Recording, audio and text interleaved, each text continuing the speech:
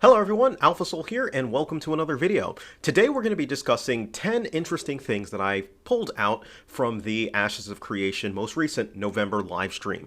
Now there was a pretty good amount of information, but these are the 10 most interesting things, obviously, that I picked out and found to share from this. Now this was the last chance that we got before the alphas get kicked off, and when I say alphas, there are 3 alpha pre-tests that will be from Ashes of Creation. You'll see kind of like a graphic in the background for that, and those 3 pre-tests will be the precursor to the actual Alpha 1 event that will occur. But either way, there was a lot of great information that actually came out of this, so I'm excited to kind of jump in and dive onto that aspect.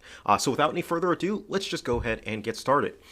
So the very first thing, there is going to be no commitment on wipes in between tests, and what I mean by that is normally within testing and creation, you come through and there are wipes in between tests, right? For example, wipes between alpha and beta, where you have to restart again, but they are not making any commitments as to whether or not they will have wipes in between those pre-tests that I talked about leading up to the alpha. And the reason for that is they're potentially anticipating the need to, spot test and do short tests off of the existing level kind of gap that you have, right? And if that's the case, that actually kind of makes sense. So the thing that I took away from that is they aren't necessarily clear on if they will wipe, if they will need to, or if they won't, but they're not definitively saying that, yes, we're going to wipe, or no, we're not going to wipe. It really depends on what they pivot to and decide to try and test. The second thing is that the new stats will not be available until the second pretest, which will occur in February. A second pretest at the earliest. It might not happen by then. It might happen a little later.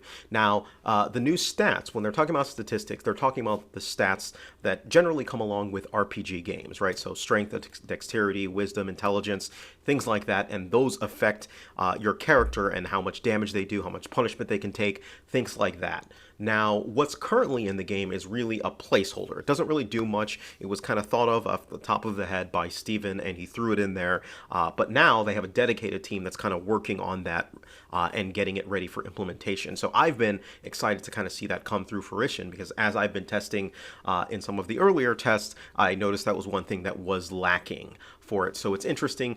It'll be real good to see what comes of that, because that's when I think a lot of the character theory, crafting, and theorizing can go ahead and get started. So earliest we'll see that is in February.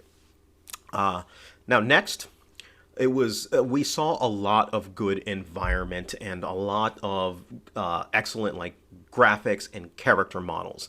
One of the things that they touched on specifically was the biome that they're working on, the tropical biome, and it looked really good. I liked the look of the rhino that they had in there, or the rhino-looking creature. I like the look of the gremlins, or the I don't know what to call them, but green-skinned, I think, little creatures and stuff like that. Their movements, they kind of looked a little tribal. It looked really good. I liked the look of it. I liked the feel of it. One of the other cool things that I liked to see was the big rock formation, that it was over the water. It kind of looks kind of like a cove, if you will. So we got to see that, and we got to see the scale of the ship, which was down below in there, so we can kind of see how it would be to navigate around within that cove and fight against other players and things like that. And that was really cool. I liked seeing those type of environment croppings and things of that nature. So that should be really cool to see once we actually get in game and go through about that. So yes, great environment models, great graphics all around, good stuff. Next, it was very interesting to see the accessory design as it comes to fruition. Margaret and I believe Jeff, started talking about how they kind of come up with the monthly drops for cosmetics that come about, and that process, seeing it go through one iteration to the other, to some of the rejected ones, to some of the accepted ones. That was a pretty cool process. I was left with a question afterwards, and that was kind of more along the lines of, how is this tied into the overall Ashes of Creation aesthetics. I may have missed it, so I apologize if that's not the case. I've been meaning to go back over the stream, but I'm more curious of how that meshes in. I'm looking at Stuffertons, for example. I know Margaret wasn't part of the team for Stuffertons, but things like that are kind of really what kind of get me questioning, but we'll see what comes of that. Next on the list, we've got the Alpha 1 map. Now, this question was very interesting, right? The interesting thing about this is we are now moving into the true alpha map. Now, the alpha map was always going to be a fifth or a quarter of what the full in-game map will actually be. So we'll actually get the chance to set foot in Verra for the very first time in coming into this alpha state. Now, it won't all be the same, but it'll technically be the environment and the world that we will be jumping in and interacting in. And there were a lot of good nitpick information out of that.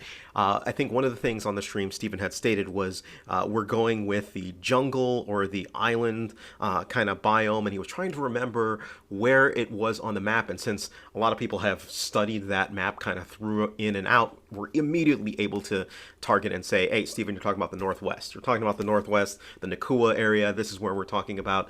And Stephen, pretty much confirmed on that area. So that was pretty cool to see that a lot of our theory crafting had been true, just kind of looking at the map and where it was and just where the community's head was at in regards to that. So that was cool. Very nice, very nice. Next has to do with that bit of nap, and that's the fact that there's going to be a lot of teleporters in the alpha. Now, teleporters will not be in the final game, but the reason that they stated that they need to do this makes sense. The vehicles have not been completed. By vehicles, I'm talking about ships, primarily ships for that matter, and ships are what you use to traverse from from one island to the other, or water based areas. And since this is largely going to be an island-based alpha, kind of based on that, there needs to be an easy way to get a person from one island to the other, and for that purpose, there's going to be teleporters to do that. We do not, or these will not be in the end game. This is just a temporary measure since ships are not ready yet. So do not walk away from this alpha thinking that there will be easy ways to teleport around the map. Apparently there will not. So just keep that in mind. Outside of the economic node or trade node, yeah, it's the economic node. I forgot whichever one, or was it the science node? I'm forgetting off the top of my head. Don't skewer at me for that one. The next is that this was a little tidbit that was dropped that I think is hugely important, and that was the fact that Stephen had quoted that it will take about 30 minutes to get from one end of the alpha to the other end of the alpha if you're on a horse and you're just riding straight through.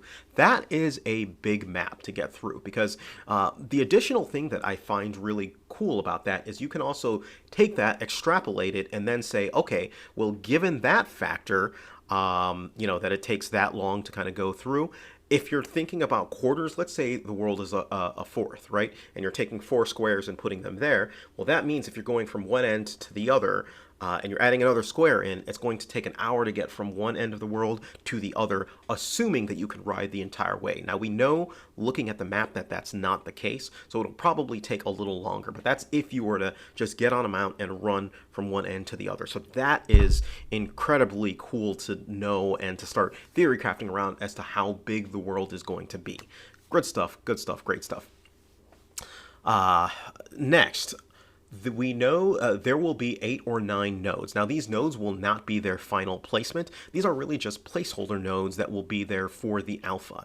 We know that. It's been stated, through and through. The purpose is to test, and more importantly, they don't want people kind of jumping in and getting an understanding of where the final things will be. I think it's been stated that the nodes will be there in the beta, or what the final version of the nodes will be, but not earlier. And the beta testing will be on a very short cadence, so we'll see what the outcome of that is. But yes, 8 or 9 nodes, and the nodes will be placeholders. The next thing was a pretty interesting tidbit, and that's the fact that Verra is a globe. This was stated by Stephen. Now let's.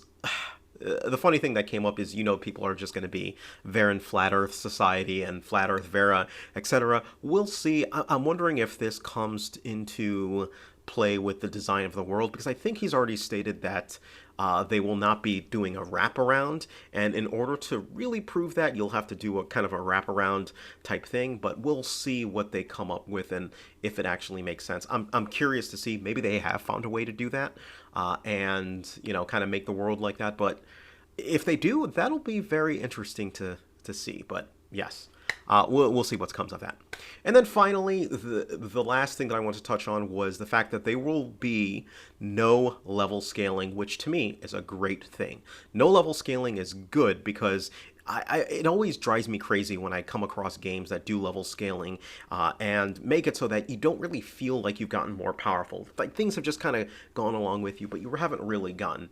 That's one of my criticisms that I have for the Elder Scrolls Online when they went to the one Tamriel and, you know, you could kind of level everywhere. It kind of took some of the magic out of, you know, becoming more powerful and feeling more powerful. So I'm very appreciative that they're keeping that kind of within scope and within feel. So that will be pretty cool. Anyways, those were the 10 things that I found more interesting from the stream. Let me know if there are any things that they touched on that you thought were interesting that I didn't cover, or even, you know, topics that I just covered on this. It'll be interesting for me to hear. All right. Thank you guys. Take care of yourselves. You guys have a great day. Alpha Soul out.